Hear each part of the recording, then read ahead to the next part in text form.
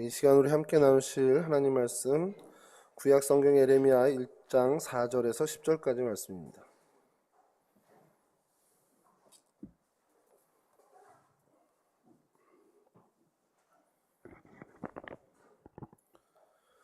저랑 한 절씩 교독하겠습니다. 여호와의 말씀이 내게 임하니라 이르시되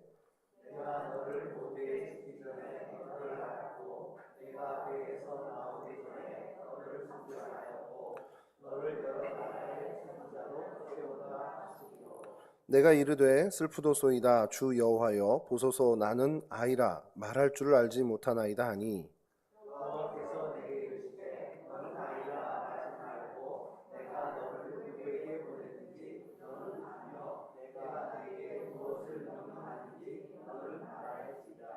너는 그들 때문에 두려워하지 말라 내가 너와 함께하여 너를 구원하리라 나 여호와의 말이니라 하시고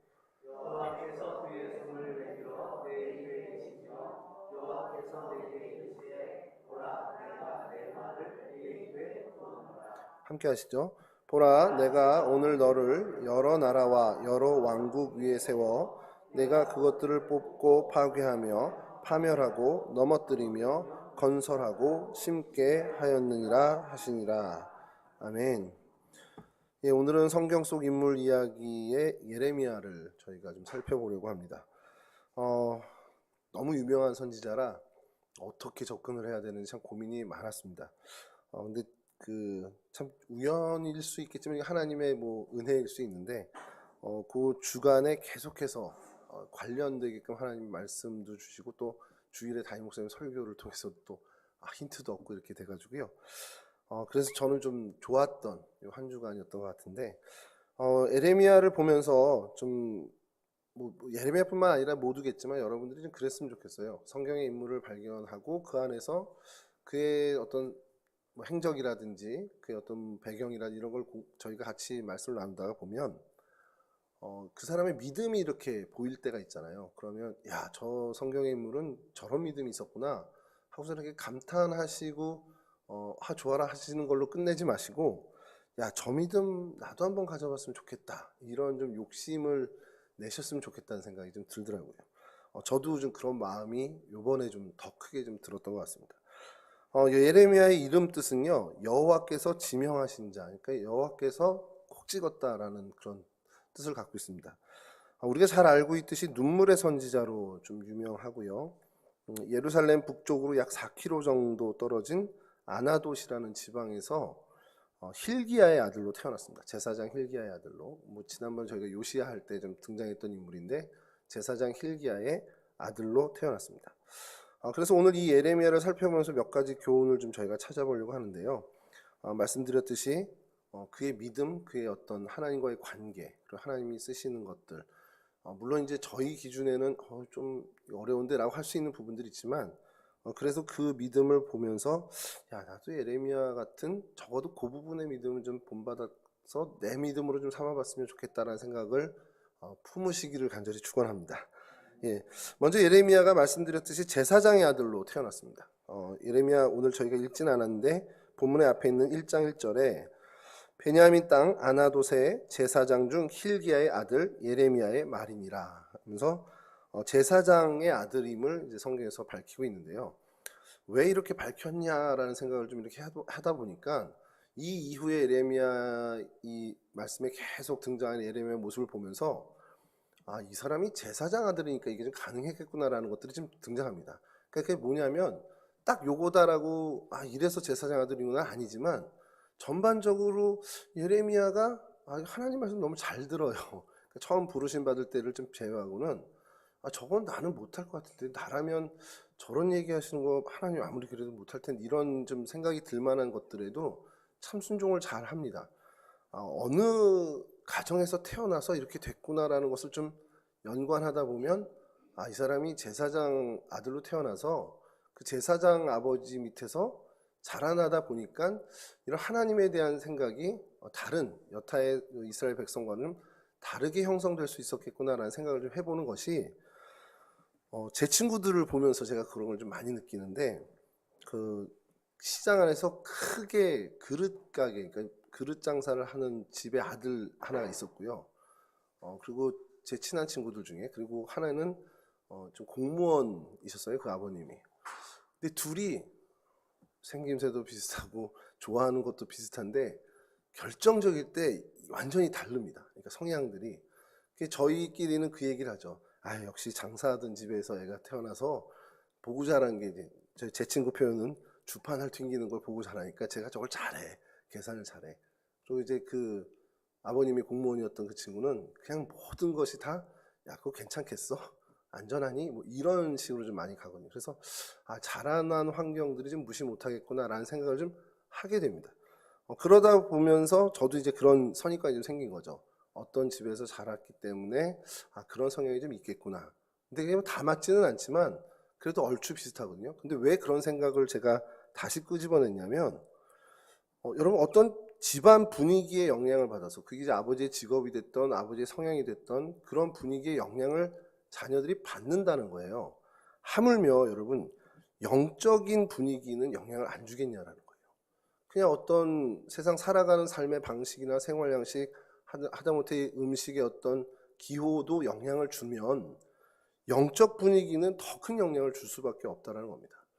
예레미야를 보면서 제가 처음에 이제 끄집어내고 생각 든 것이 이 사람은 이런 영적 분위기에서 자라났기 때문에 하나님과의 관계가 이 뒤에 이어지는 이야기들이 설명이 되는구나라는 거예요. 그러면서 이제 저를 좀 돌아보는 겁니다. 제가 자라왔던 그 시기.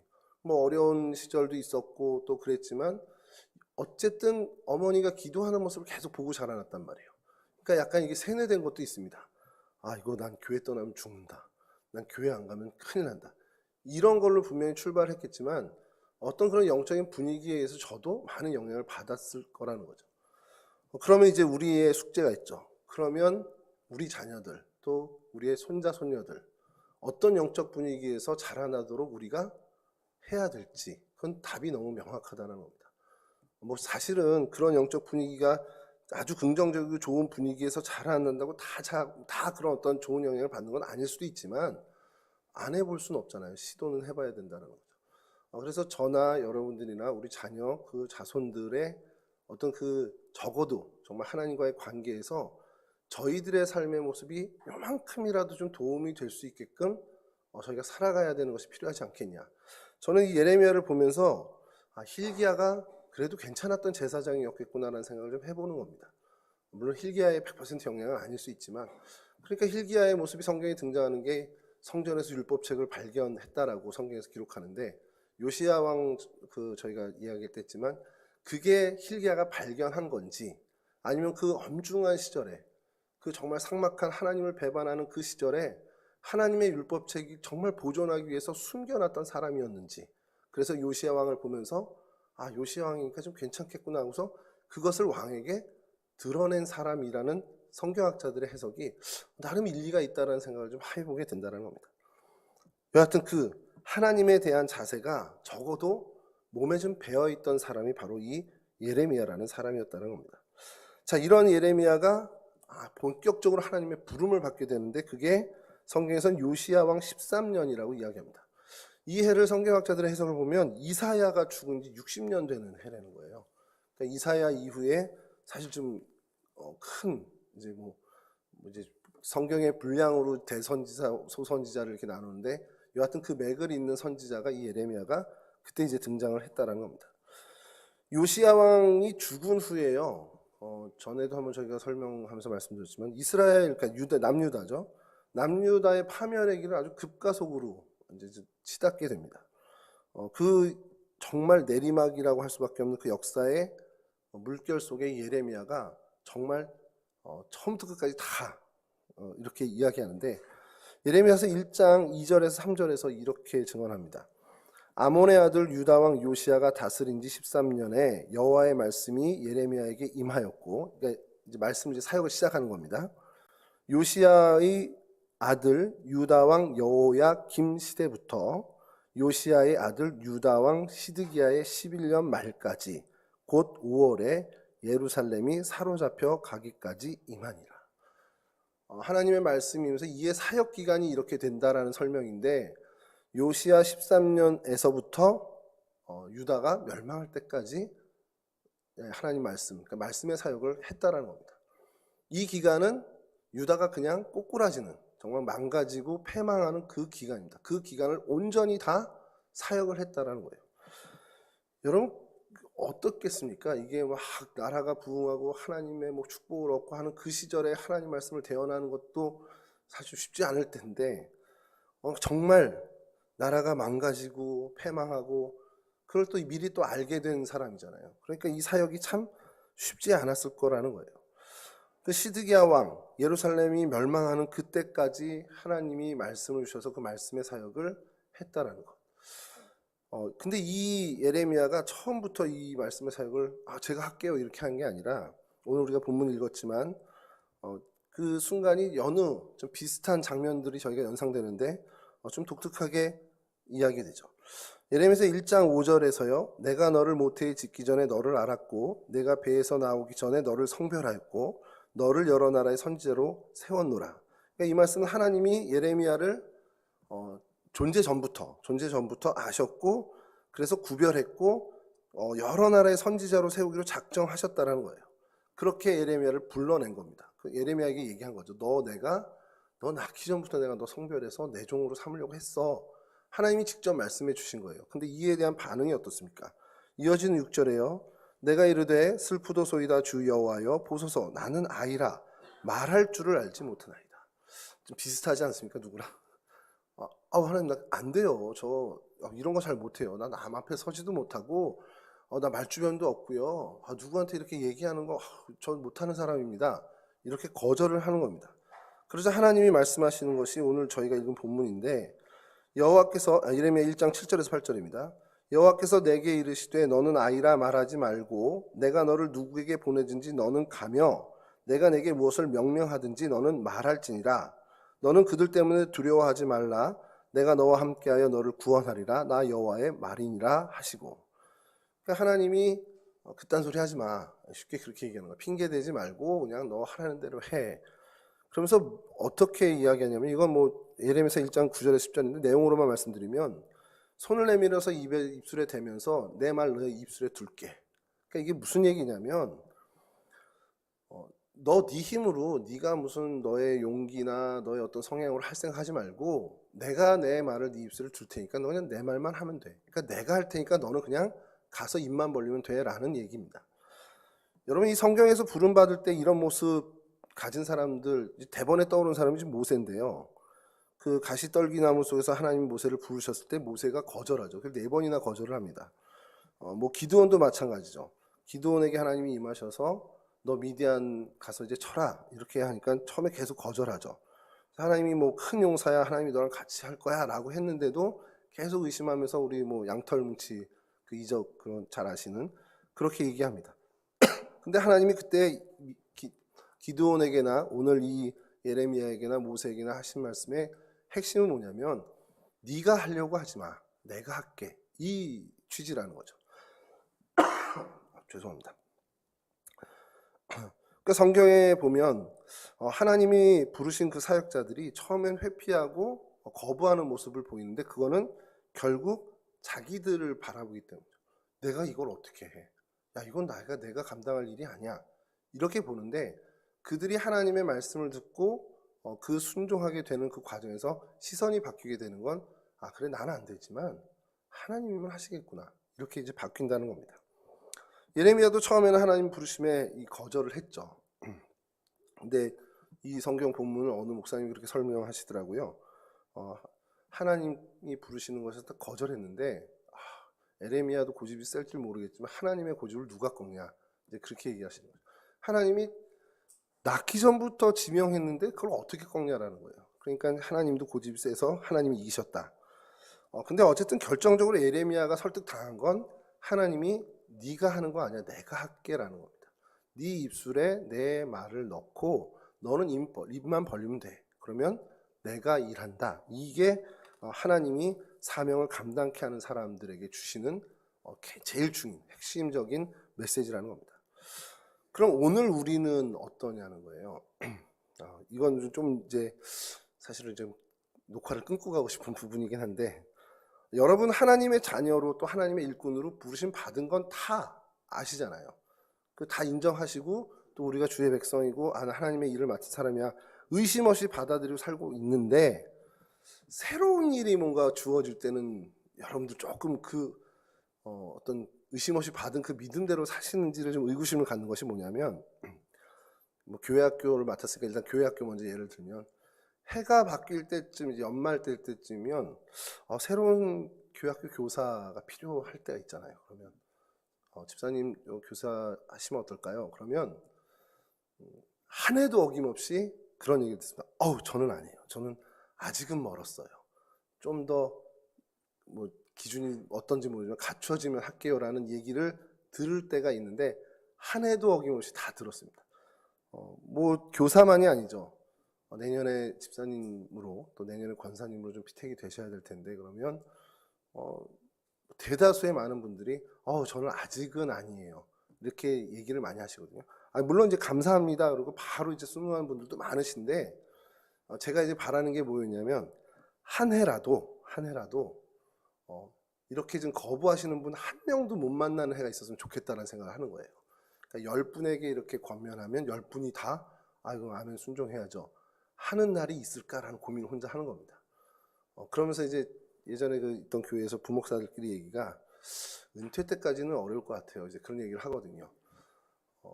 그 마음이 뭘까라는 생각을 좀 해본 적이 있는데 결국 그 마음도 우리 마음 안에 아주 작게 남았지만 나는 못해. 나는으로 이제 시선이 사로잡혔다는 겁니다. 저도 마찬가지고요. 여러분들도 마찬가지고 다 아시겠지만 우리가 우리 일로 우리 힘으로 하나님을 한 적 없잖아요. 저도 마찬가지면 제가 뭐라고 무슨 목회를 하겠습니까? 저는 기질적으로도 안 맞고 실력도 안 되고 결국에 목회도 그렇고 하나님의 일은 모든 일들이 하나님의 능력으로 하고 하나님의 힘으로 하는 거죠. 즉 성령의 능력으로 하는 겁니다. 여러분 우리가 하나님의 영광을 위해 하는 모든 일들 또는 하나님을 기쁘시게 하기 위해 수고하는 모든 일들은 우리의 힘으로 하는 것이 없습니다. 다 성령 하나님이 힘 주시고 능력 주셔서 할 수 있다는 거죠.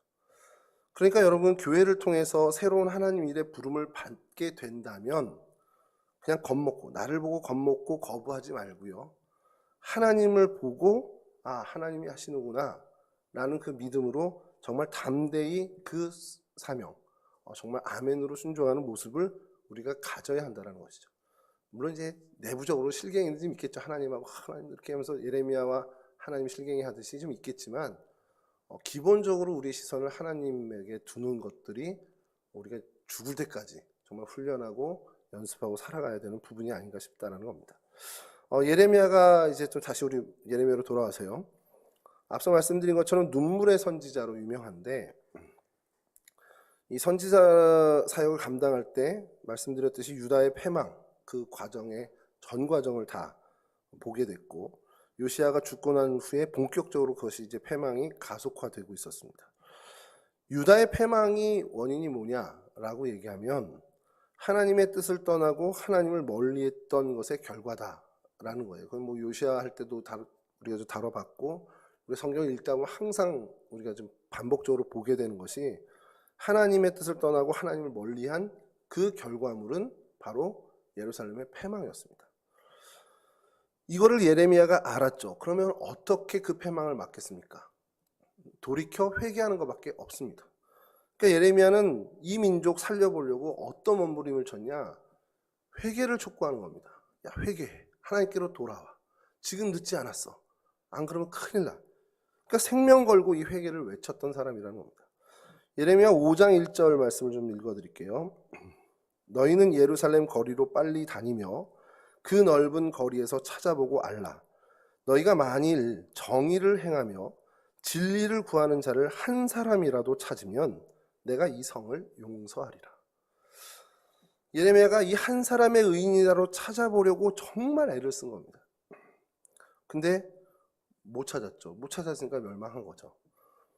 여러분 소돔과 고모라는 의인 10명이 없어서 망했는데 이 예루살렘은 의인이 한 명이 없어서 망하고 말았다라는 얘기일 수 있어요. 뭐 좀 비약일 수 있지만 그러니 예레미야가 얼마나 이게 답답하겠습니까? 야, 소돔과 고모라도 10명 안 됐는데 여기 한 명이 없어서 망하네. 그런 상황을 맞닥뜨리게 됐을 때 선지자라면 그 마음이 정말 참담했을 겁니다. 그래서 예레미야가 운 거예요. 예레미야는 늘 심판과 회개를 설교했습니다. 근데 사람들은 이 말 듣기 싫어하죠. 심판에 대한 혹은 회개에 대한 얘기 싫어합니다. 좋은 얘기 듣기 좋아하죠. 근데 예레미야는 듣기 싫어도 할 얘기이기 때문에 한 겁니다. 우상을 섬기고 하나님 떠나면 하나님 심판 받을 거야. 이건 뭐 바뀔 수 없는 그 정말 하나님의 원칙이야 라고 강하게 경고한 거죠. 사람들이 이 얘기를 듣기 싫으니까 어떻게까지 하냐면요. 예레미야 18장 18절에 이런 말씀이 있습니다. 그들이 말하기를 오라 우리가 꿰어내어 예레미야를 치자. 제사장에게서 율법이, 지혜로운 자에게서 책략이, 선지자에게서 말씀이 끊어지지 아니할 것이니 오라 우리가 혀로 그를 치고 그의 어떤 말에도 주의하지 말자 하나이다. 예레미야의 이제 뭐 고발인데, 그러니까 선지자에게서 말씀이 끊어진 일이 없다는 거예요. 그러니까 저거 어떤 방법으로도 말씀을 전하지 못한다는 겁니다. 그러니까 어떻게 해야 되냐? 쳐버리자. 이렇게 이게 뭐 죽이자는 의미까지는 잘 모르겠지만 말씀 못하니까 설교 못하게 하자 이 얘기입니다. 여러분 제사장에게서도 율법이 끝일 일이 없고 어떻게 보면 지혜로운 사람에게서 좋은 책략이 끊어지는 법이 없어요. 그런데 선지자에게서도 하나님의 말씀이 끊어지는 법이 없으니까 이건 우리 힘으로 막을 수 있는 게 아니야. 그럼 어떻게? 그 선지자를 치자. 그러니까 뭐 선지자에게서 하나님 말씀이 끊어지게 하는 거는 못하니까 그냥 선지자를 쳐버리자. 이게 이 설교를 들었던 사람들의 반응이었습니다. 예레미야가 하나님께 울면서 기도를 드려요. 예레미야서 18장에 계속 이제 이 얘기하는데 그러니까 뭐라고 얘기하냐면 이는 그들이 나를 잡으려고 구덩이를 받고 내 발을 빠뜨려고 올무를 놓았습니다. 하고 하나님한테 계속 중보를 합니다. 그래서 좀 억울한 거죠. 하나님 말씀 전하고 있는데 듣고 회개하는 게 아니라 이 말 못하게 하려고 그냥 온갖 수를 다 쓰는 사람들이라는 거예요. 그러니까 얼마나 답답했겠습니까? 여러분 우리 뭐 잘 알고 있듯이 좋은 약은 입에 쓰죠. 듣기 싫은 소리가 사실 우리에게 유익이 될 때가 있습니다. 예레미야의 눈물은 바로 이런 부분이었다는 거예요. 그가 눈물을 흘렸다. 정말 하나님 앞에서 계속 애통했다. 근데 이 표현이 사실은 유대 사람들의 표현에는 우리나라도 마찬가지지만 이렇게 어떻게 보면 어울리는 표현은 아닙니다. 남자가 눈물을 흘리면서 기도를 해. 이거 뭐 저희도 사실은 그 정서가 요즘은 아니지만 한참 어려웠는데 보통 사람들이 생각할 때는 어울리지 않는 표현인데 그럼에도 불구하고 그가 눈물을 많이 흘렸다는 건 그가 하나님의 마음을 헤아렸다는 거죠. 하나님의 백성들이 가장 어려운 그 시절, 사실은 하나님이 선택한 이스라엘 백성들, 야곱의 자손이 이스라엘 모든 사람들, 이 사람들에게 가장 어두운 시절이 바로 이 시기입니다. 이제 완전히 패망하는 이 시기인데 이때 하나님이 택한 선지자가 예레미야라는 거, 이게 굉장히 의미심장한 것이 정말 어떤 기치를 들고 하나님의 말씀을 담대히 선포하고 이런 게 아니라 정말 눈물을 흘리면서 기도하는 사람을 하나님이 택하신 이유가 뭘까라는 거예요. 하나님의 마음을 헤아리는 사람이었다라는 거예요. 그러니까 제일 중요한 것은 그런 패망의 마지막 그 어두운 시절에 가장 유약해 보일 수 있는 이 눈물의 선지자 예레미야를 하나님이 들어서 그 어려운 힘든 사명을 감당케 하셨다는 겁니다. 왜냐? 하나님 마음을 헤아리고 하나님 앞에서 눈물을 흘릴 수 있는 선지자였기 때문이죠. 그가 눈물을 흘릴 줄 안다라는 것은 그가 하나님의 만지심을 먼저 받았던 사람이라는 것을 의미합니다. 하나님의 놀라운 용서와 사랑, 그 하나님의 은혜를 맛본 심령이었다라는 거죠. 그 심령이 하나님을 마음에 품고요. 다른 사람들을 위해, 다른 사람들의 영혼을 위해 눈물을 흘릴 수 있는 사람이 된다라는 겁니다. 여러분 가만히 성경을 예레미야를 살펴보시면요. 예레미야의 눈물은 동족을 위해서, 민족을 위해서 흘리는 눈물이었습니다. 물론 사적으로는 자기를 위해서 운 적도 있겠죠. 근데 그가 하나님 앞에 애통하고 했던 모든 기도 때 눈물을 흘렸던 장면들은 민족과 동족들을 위해서 그 유다의 패망을 막기 위한 그 눈물이었다는 겁니다. 이게 하나님의 마음을 품었기 때문에 가능한 거죠. 사실은 예레미야가 혼자 개인적으로 이 어려운 시기를 피해가겠다 생각하면 얼마든지 피할 수 있는 방법이 있었을 겁니다. 왜냐하면 어떻게 될지 미리 안 사람이기 때문에. 근데 그는 피하지 않았는데 그게 동족들, 이스라엘 백성들, 유다 백성들을 사랑하는 마음이란 말이에요. 근데 제가 그런 생각을 해봐요. 아무리 내가 민족을 사랑하고 나라를 사랑하고 그래도 자기 죽음을 뻔히 알면서까지 이게 쉽지 않을 건데 예레미야가 어떤 마음이었을까? 결국 계속 그 생각의 마지막 결론은 결국 하나님의 마음을 갖고 있었기 때문에 그 영혼들이 그만큼 불쌍했고 그만큼 소중했다라는 겁니다. 그건 오늘날도 마찬가지죠. 오늘날도 어느 집의 사정이 또 어느 집사님, 어느 성도님의 형편이 정말 어렵고 이런 부분들에 대해서 우리가 기도할 수 있는 마음은 우리 마음에 긍휼이 많고 그분을 애지중지 사랑하는 마음도 있겠지만 사실은 하나님이 그를 얼마나 사랑하고 그를 위해서 얼마나 하나님이 안타까워하는지를 우리가 공감하기 때문에 같이 기도한다는 겁니다. 이 나라를 위해서 기도하는 것도 마찬가지죠. 하나님이 우리 대한민국을 얼마나 사랑하시고 얼마나 애지중지하시고 얼마나 아끼는지 우리가 그 마음을 알기 때문에 그 기도에 눈물을 흘리면서 같이 중보기도하는 것이지 의무감을 하면 오래 못하죠. 몇 번 하다 말게 되겠죠. 여러분 이 믿음이 예레미야를 통해서 우리가 좀 닮아야 하는 믿음이 아닐까라는 거예요. 좀 울었으면 좋겠습니다. 저도 울고 여러분들도 울고 물론 실제로 눈물을 흘리면 더 좋지만 그게 아니어도 정말 애통하는 마음으로 정말 우는 기도를 좀 했으면 좋겠다는 겁니다. 먼저는 좀 나 자신을 위해서 울었으면 좋겠어요.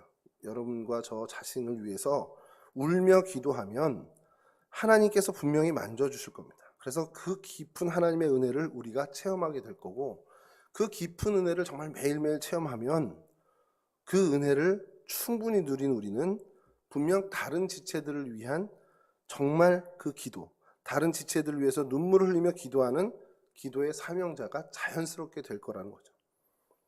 하나님과 깊은 교제를 통해서요. 나만 생각하는 사람이 아니라 내 주변의 생명들, 그들의 영혼을 진심으로 위하는 그런 마음을 갖는 사람들이 사실 요즘 시대에 더 필요하다는 겁니다. 요즘 시대 정말 어떻게 보면 복음의 능력이 너무 연약해지고 또 교회 위상이 정말 추락되어 있는 이 시대에 어떻게 보면 하나님이 참, 이 표현 죄송한 표현입니다만 하나님이 참 우스워진 이 시대에 이러한 기도의 사명자가 더욱더 필요한 것 아니냐라는 거죠. 저와 여러분들이 정말 이러한 귀한 정말 하나님의 마음을 헤아리고 하나님과 깊은 교제를 통해서 정말 많은 생명들을 위해서 진심으로 기도하는 그런 기도의 사명자가 되기를 간절히 축원합니다. 예레미야의 두 번째 모습은 이제 포기하는 선지자라는 이제 주경학자들의 해석이 있습니다. 그래서 처음에 좀 포기하는 선지자가 뭘까 이렇게 생각을 했었는데 아주 간단하게 답이 나오더라고요. 예레미야 16장 1절에서 4절인데요. 여호와의 말씀이 또 내게 임하니라. 이르시되 너는 이 땅에서 아내를 맞이하지 말며 자녀를 두지 말지니라. 이곳에서 낳은 자녀와 이 땅에서 그들을 해산한 어미와 그들을 낳은 아버지에 대하여 여호와께서 이와 같이 말씀하시오니 그들은 독한 병으로 죽어도 슬퍼하지 않는 것이며 묻어두지 않아 지면의 분토와 같을 것이며 칼과 기근에 망하고 그 시체는 공중의 새와 땅의 짐승밥이 되리라. 하나님이 예레미야에게 포기하라고 했는데 뭐냐면 아내 얻는 것을 포기하고 자녀 갖는 것을 포기하라는 겁니다. 이건 쉽게 얘기해서 가정을 포기하라는 거죠. 긴급한 때이기 때문에 가정에 얽매이지 말고 정말 하나님의 일에만 집중해라라는 의미일 겁니다만 사실 그때 당시에 결혼하지 않은 총각이 하나님의 말씀을 선포한다, 선지자 노릇을 한다. 이거는 사회적인 어떤 그 분위기에서는 쉬운 일은 전혀 아니었습니다. 정말 어려운 일이었습니다. 성경의 사람들이요 이처럼 하나님의 일을 맡았을 때 뭐 가정을 포기했다는 게 아니라 뭔가를 포기하게 되는 경우가 참 많이 드러납니다. 아까 말씀드렸던 부르심 받는 장면이 비슷했던 이 모세 역시 포기하게 되는데 히브리서 11장 24절에 이런 표현이 있습니다. 믿음으로 모세는 장성하여 바로의 공주의 아들이라 칭함을 거절하고, 그러니까 바로의 공주의 아들, 그러니까 공주의 아들이라는 것을 이제 포기한 건데 이건 구체적으로 뭘 얘기하냐면 어쩌면 왕이 될 수 있는 기회도 포기하는 거고요. 그리고 자기를 죽음에서 살려준 기른 어머니, 기른 정이 가득한 그 어머니를 포기하는 겁니다. 왕실에서 살 수 있는 그 부귀 영화를 포기하는 것이고 세상 사람들이 추구하는 그 행복, 목표를 포기하는 것을 의미합니다. 바로의 공주의 아들이라 칭함을 거절했다라는, 그것을 포기했다라는 것은 이처럼 다양한 많은 것을 포기한 것을 의미하는 거죠. 하나님이 원치 않는 것이 알기 때문에 모세는 과감하게 포기했습니다. 마찬가지로 우리 역시 이게 하나님이 원하는 게 아니다 하면 과감히 거기서 중단할 필요가 있다는 거죠. 제가 이번 주에 많은 고민하면서 있는데 하나님이 참 은혜 주셨다는 게 뭐냐면, 예레미야를 정해놓고 이 포기하는 부분에 대해서 굉장히 좀 고민을 했어요. 그래서 야, 모세밖에 없는데 속으로 혼자 모세 말고 또 누가 있나 막 뭐 사도 바울도 막 생각해보고 막 하는데, 주일날 담임 목사님 설교를 이제 사회가 있어서 뒤에 듣고 있었잖아요. 열심히 필기하면서 듣는데 광야 시험, 물론 이제 성령님께 이끌으셔서 이렇게 예수님의 그 광야 시험 얘기가 나오는데, 그러면서 계속 듣고 있는데 그 생각이 드는 거예요.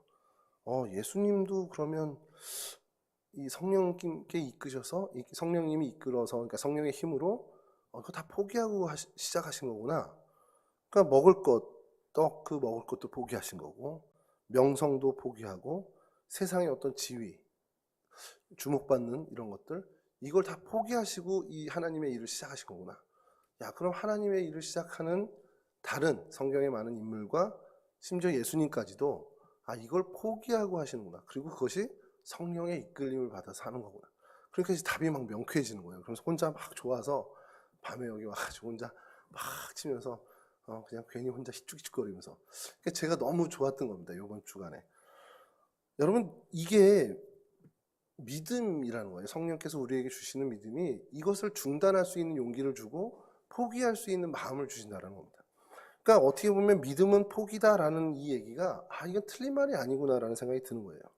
예레미야는 이 모든 것을 포기합니다. 왜요? 하나님이 명령하셨기 때문에. 근데 고집 부릴 수도 있잖아요. 그 마음은 아닐 수도 있잖아요. 근데 그 마음이 정말 진심으로 아주 자연스럽게 기쁨으로까지는 모르겠지만 하여간 그렇게 포기했다라는 겁니다. 왜냐하면 하나님이 명령하셨던 그 명령이 훨씬 더 자기에게 기쁨이 되니까요. 하나님이 오늘날 우리에게도 울며 포기할 것 포기하라고 명령하실 수 있어요. 사실 많이 포기하라고 합니다. 그래서 그 명령에 순종하는 게 이 예레미야 믿음의 핵심입니다. 저희도 그 믿음을 쫓아야 되는 거고. 여러분 한번 좀 생각해 보세요. 내 능력, 내 자신의 능력으로, 그러니까 여러분들의 그 지식과 수고와 성실과 그 많은 여러분 자체의 능력으로 지금까지 어떤 하나님의 일을 이루셨습니까? 라고 질문하면 고민하면서 나 그거 내 힘으로 한 거 아닐까? 이런 생각들이 드는 게 혹시 있을지 모르겠지만, 우리가 신앙생활을 통해서 얻은 결론은 뭐냐면 결국 그거 다 하나님이 하신 거잖아요. 내가 놓고 하나님 말씀에 순종하고, 그래서 하나님이 이루게 하시고, 그래서 결국 우리가 신앙생활을 오래도록 하면서 계속 반복되는 것이지만 결국 신앙생활은 하나님께 순종하는 것, 이거밖에 더 대체로 얘기할 수 있는 게 없다는 겁니다. 하나님의 계획, 하나님의 섭리, 그거에 순종하면서 나가는 것. 우리가 아무리 애쓰고 노력해도 그게 하나님 뜻에 합당하지 않으면 헛고생이 된 때가 많잖아요.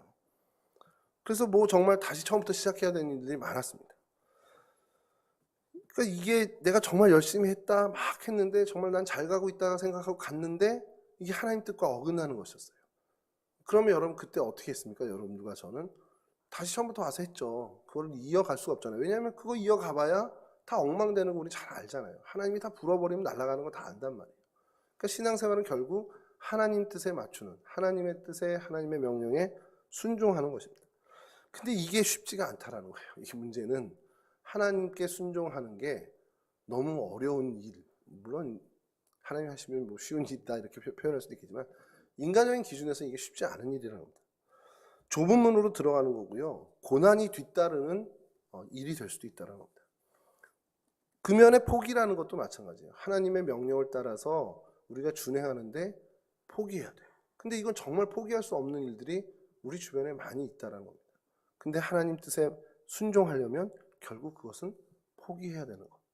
그러니까 믿음은 순종이다라는 표현과 또 믿음은 포기라는 표현이 참 맞구나라는 생각을 시간이 가면 갈수록 동의하게 된다는 겁니다. 제 이제 어릴 때 교회 친구들, 지금 반은 교회를 다니고 반은 안 다니고 있는데, 그 친구들하고 이제 계속, 요즘은 얼굴을 못 보니까 이제 카톡으로 계속 대화방을 합니다. 근데 매번 이렇게 하다가 꼭 저의 일상을 얘기하고 뭐 저 교회 얘기를 이렇게 하다 보면 꼭 한 친구가 꼭 얘기하는 게 11조예요. 그러니까 이 친구는 교회는 너무해요. 그래서 왜? 그랬더니 어떻게 국가보다 더 세금을 많이 떼어가냐, 뭐 이런 식의 표현을 쓰면서 저한테 얘기하는데, 그 친구의 마음이 뭔지는 알아요. 근데 여러분, 이 소득의 10분의 1을 떼어서 하나님께 드린다, 이거 어마어마한 포기입니다. 근데 왜 그 포기를 합니까? 하나님에 대한 믿음 때문이에요.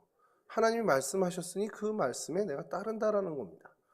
그리고 굉장히 뭐 그 안에는 상징적인 의미도 많고 우리의 믿음이 담아 있는데, 그냥 그렇게 드러나는 행위, 어떤 모습만 가지고 본다면, 여러분 11조를 하나님께 드리는 것, 많은 연보를 하는 것, 그건 대단한 포기예요. 우리 일상에서.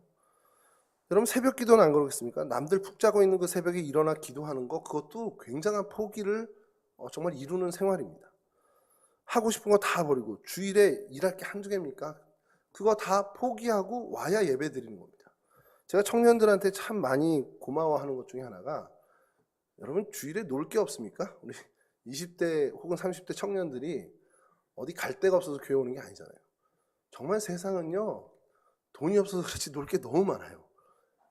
그런 거 다 포기하고 이 자리에 와서 예배하고 있는 거 청년들이라는 거예요. 그래서 참 볼 때마다 너무 기특하고 감사하고, 정말 뭐 어떻게 뭐 표현을 해주고 싶은데 제가 표현력이 없어서 잘 못하는데, 여러분 그거 다 포기하고 와서 예배 드리는 겁니다.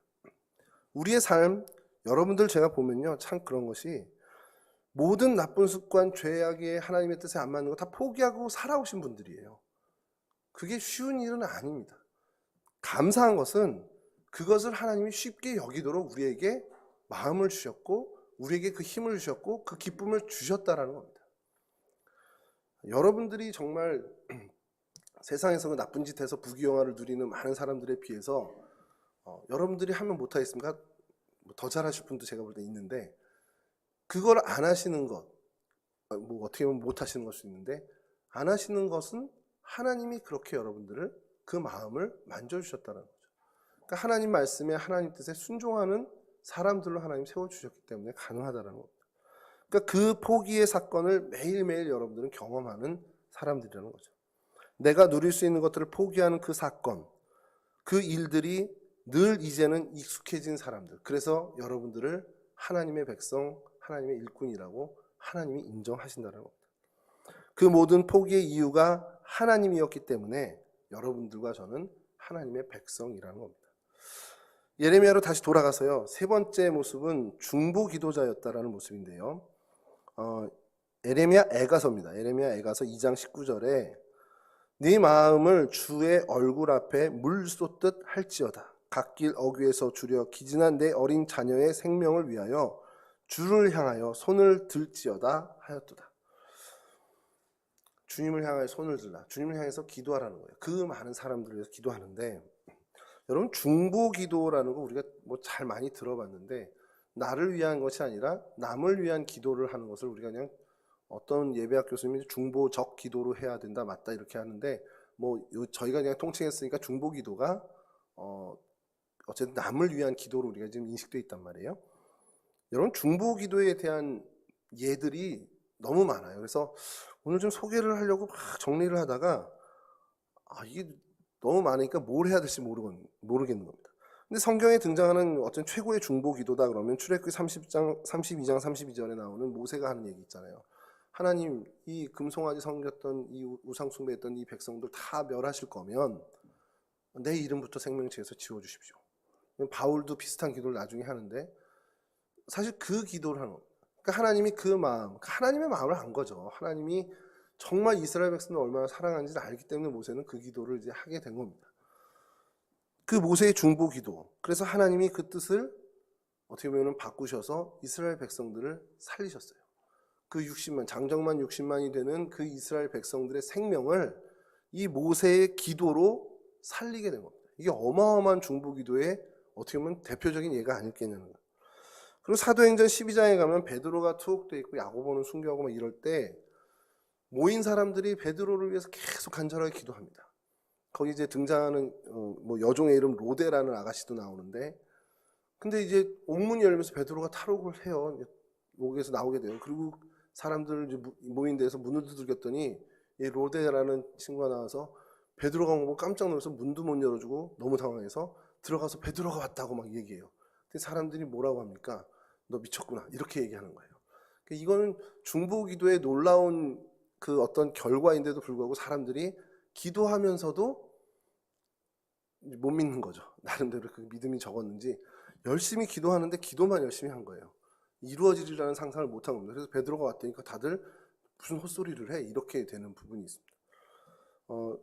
그래서 또 따 하나를 좀 찾는데, 제가 전에 있던 교회에 지금 이제 권사님이신데, 고참 권사님이신데, 수능 시험을, 그때는 이제 학력고사죠. 학력고사 시험을 보는데 정말 문제가 안 풀리는, 딱 막히더래요, 그 시험에서.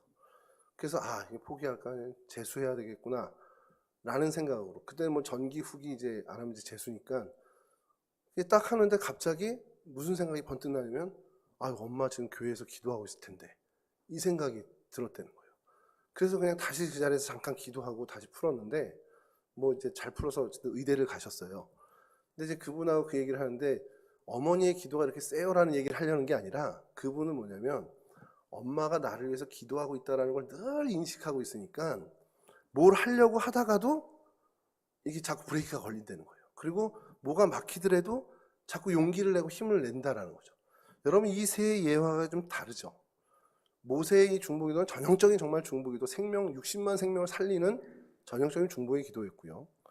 베드로를 위해서 기도한 이 초대교회의 사람들은 기도는 했죠. 그리고 놀라운 결실과 열매를 맺었지만 본인들은 또 의아해했던, 약간은 좀 저희가 볼 때는 참 그렇다 이렇게 할 수 있는 그런 모습이었고, 그 권사님은 그 어머님이 진짜 그 시간에 기도를 하고 있었는지 모르고 그 기도의 효능으로 문제가 잘 풀렸는지 그건 모르지만, 기도의 대상이 되고 있었던 그분이 그 어머니의 기도를 생각해서 이분이 하나님의 은혜를 경험하게 된다는 겁니다. 여러분, 이래서 중보 기도가 어떠한 방향이고 어떠한 모습이 됐던 우리에겐 분명한 하나님의 뜻을 이루는 일에 도움이 된다는 거예요. 예레미야의 모습이 그랬습니다. 이 나라를 위해서 기도한 그의 기도의 눈물이, 여러분, 패망했어요? 그럼 결국 그 사람의 중보 기도는 다 없는 거야, 이렇게 생각할 수 있잖아요. 근데 그렇지가 않습니다. 이 예레미야의 눈물의 기도가요, 결국 바벨론 포로기에 많은 유다 백성들 가운데 큰 영향이 돼서 이들이 다시금 예루살렘으로 돌아가자라는 것에 기치를 올리는 기도가 됐다는 겁니다. 다니엘도 이 기도의 영향을 받았고요. 그래서 하나님께 우리가 다시금 돌아가야 된다, 예루살렘으로 다시 돌아가야 된다라는 그 마음을, 사실 패망해서 70년 지났으면 끝난 일입니다. 그냥 없어진 거예요, 그 나라는. 근데 그들이 다시금 예루살렘을 향해서 돌아오게 된 그 계기를 만들게 된 것이 이 눈물의 기도라는 겁니다. 당장은 이 기도가 어떻게 열매가 되고 어떤 결실이 맺어지는지 모를 수 있습니다. 여러분들도 마찬가지일 거예요. 여러분들의 그 자녀를 위한, 또 타인을 위한 그 기도들이 여러분들이 보시지 못하는 그때의 열매가 맺어질 수도 있습니다. 뭐 시기적으로나 아니면 어떤 그 한계로 인해서 여러분들이 목격할 수 없을 수 있지만, 분명한 건 우리의 기도가 땅에 떨어져서 그냥 없이 되지는 않는다는 겁니다. 그건 분명히 하나님이 연락하시고 하나님이 들으신다는 거죠.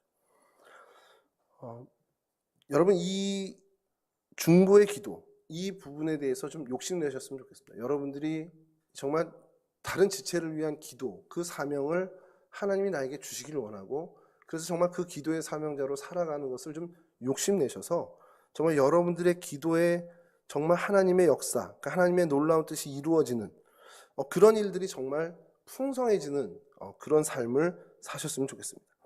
우리가 연약해도 상관없습니다. 우리가 결단력이 부족하고 지혜가 부족하고 다른 사람 보기에 우리가 뭐 그렇게 내세울 건 없는 사람이어도 상관없습니다.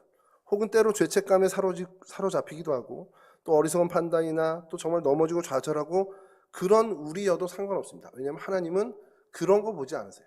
하나님은 우리의 중심을 보시고 하나님을 향해서 정말 하나님, 내가 하나님께 기도합니다라는 그 중심 하나만 보시기 때문에 우리가 기도의 사명자로 충분하게 정말 세워질 수 있다는 사실을 여러분 믿으시고, 정말 이 귀한 일에 정말 뜻을 가지고 욕심을 내는 저와 여러분이 되길 간절히 바랍니다. 말씀 마칠게요. 예레미야의 인생은요, 어떻게 그냥 세상 기준으로 보면 실패하고 만 인생입니다. 평생 외로움에 눌려 지냈고 이웃은 물론이고 가족들로부터도 따돌림 받았고 그의 예언은 사실 많은 사람들로 인해서 조롱거리가 됐고 그가 글을 쓴 것이 있었는데 그게 불에 소각되기도 합니다. 여러 차례 감옥에 갇혔고요. 결국 애굽으로 끌려가서 다바네스라는 곳에서 돌에 맞아 처형된 것으로 전생에 나옵니다. 그의 삶에서 어떤 성공했다라는 모습을 찾기는 어렵습니다. 근데 아까 말씀드린 것처럼 그가 전한 하나님의 말씀은요, 그가 죽은 후에 이미 현실은 그대로 이루어졌고 그 예언이 이스라엘 백성들을 70년 동안 사로잡고 바벨론에서 다시 풀려나서 예루살렘을 복귀하는 데 결정적인 그 위로의 말씀이 됐다라는 겁니다. 아무도 귀 기울이지 않았던 그 예언이 믿음의 후손들에게 어떻게 하나님을 사랑하고 어떻게 살아가야 하는지에 대한 권면으로 받아들여졌고요. 그래서 그들이 왜 하나님의 백성임에도 우리가 나라를 잃었는지, 왜 포로가 되었는지 그 원인을 정확하게 알려준 말씀이 되었습니다. 유대 민족의 후손들뿐만이 아니죠. 오늘 우리가 하나님의 백성으로 살아가는데 저희에게도 동일한 교훈은 이 예레미야를 통해서 우리에게 하나님 주시고 계십니다. 그러니까 여러분 그의 삶과 그의 사역은요, 어떻게 우리가 평가할 수 있는 그 언저리를 넘어선 대단한 것들이에요. 하나님이 아마 그를 위해서, 예레미야를 위해서 엄청난 상급을 준비하셨을 텐데 그걸 세상에서 안 줬을 뿐인 것 같아요. 하나님, 영원한 하나님 나라에서 누릴 수 있도록 주신 것은 아닌가라는 거죠. 그런 의미에서 예레미야는 진짜 승리자고요, 진짜 성공한 인생이었다는 겁니다. 그가 고난이 컸던 것만큼, 아니 그 이상으로 정말 하나님께서 그에게 큰 영광을 주셨을 거라는 거죠. 이건 우리가 좀 되새겨 볼 필요 있는데 우리도 마찬가지라는 거죠. 하나님으로 인해서, 우리가 혹 주님으로 인해서라도 우리가 고난을 당한다, 어떤 기회를 놓친다, 뭘 포기했다, 여러분 이게 우리에겐 큰, 어떻게 보면 하나님의 축복이 될 수 있다는 것을 우리가 생각해야 되는데, 제가 그 생각을 해봤습니다. 고난을 받을 수 있는 기회, 어려움을 당할 수 있는, 포기할 수 있는 기회가 하나님 나라 가서는 없잖아요. 이 땅에서밖에 없더라고요. 그러면 기회가 왔을 때 좀 포기하고 기회가 왔을 때 좀 고난 당해야 되겠구나라는 생각을 하는 겁니다. 왜냐하면 이 땅 다 지나가서 천국 가면 내가 주님을 위해서 뭔가 포기하고 주님을 위해서 뭔가 고난을 당하고 주님을 위해서 내가 뭔가 희생하고 하는 게 할 수가 없어요. 기회가 이 땅에서밖에 없습니다. 그러니까 하나님 나라에서 그런 고난을 받을 수 없으니까 주님을 위해서 고난을 받는다, 내가 주님으로 인해서 주님 때문에 포기한다, 그건 분명히 이 땅에서 우리가 할 수 있는 일, 그럼 이 땅에서 해보자라는 겁니다. 물론 에레미야처럼 그렇게 많이 하자는 건 아니고요, 그런 각오로 살아가 보자라는 겁니다. 그래서 그런 마음으로 살아간다면 주님과의 관계가 더욱더 깊어질 거고요, 그로 인해서 주님의 마음을 우리가 명쾌하게 알고 주님의 뜻을 우리가 확실하게 알게 된다는 겁니다. 즉 무슨 말이냐, 하나님의 마음을 품는 사람들이 될 거라는 겁니다. 그럼 그런 마음을 품은 우리는 하나님이 원하고 하나님이 아끼시는 그 일들을 위해서 하나님이 쓰시는 하나님의 일꾼들이 된다는 것, 그러니까 하나님의 일을 맡은 주역들이 될 거라는 겁니다. 그럼 하나님이 그런 마음을 품고 하나님께 가까이 나아가는 그런 이들을 정말 하나님이 하나님의 일에 쓰시는 놀라운 하나님의 일꾼뿐만 아니라 다른 이들을 위해서 기도하고 정말 다른 이들을 위해서 역사하실 그 일들을 여러분들을 통해서 하나님이 그 사람에게 그 일을 꾸며가신다는 거죠. 여러분 이 같은 은혜를 정말 누리시는, 정말 이 같은 은혜의 주인공들이 되실 수 있기를 주님의 이름으로 간절히 축원합니다. 우리 찬송 한 장 하시고요, 주님 가르쳐 주신 기도를 마치겠습니다. 찬송가 545장입니다.